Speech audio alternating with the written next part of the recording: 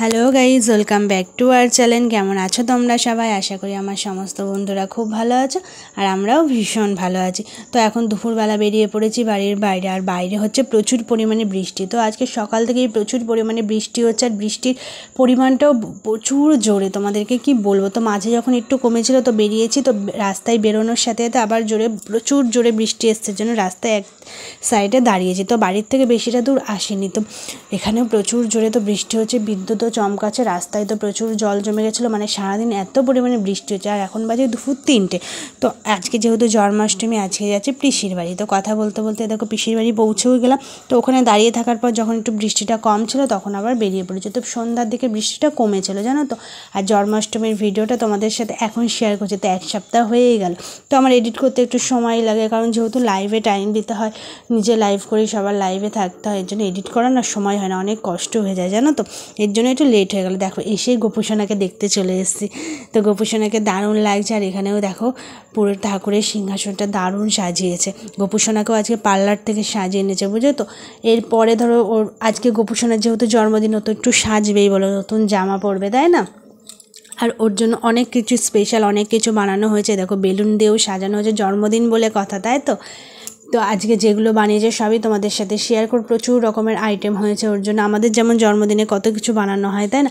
লুচি, সুজি, তালের বড়া, পাটিসাপটা, মানে প্রচুর প্রচুর প্রচুর, রসমালাই থেকে শুরু করে কেক থেকে শুরু করে বলে শেষ করতে পারবো না, সব বাড়িতেই তৈরি করা হয়েছে। সবই তোমাদের সাথে শেয়ার করব। গোপুসোনাকে স্নান করানো, সাজানো, কেক কাটা, সবই শেয়ার করব, সবই তোমাদের সাথে শেয়ার করব। এই দেখো গোপুসোনাকে কত সুন্দর লাগছে বলো তো। তো এই দেখো এটা সাজানো হচ্ছে, এর মধ্যে গোপুসোনাকে স্নান করানো হবে। তো পুরোটাই তোমাদের সাথে শেয়ার করব। তো তোমরা ভিডিওটা দেখতে থাকো, আশা করি তোমাদের ভালো লাগবে।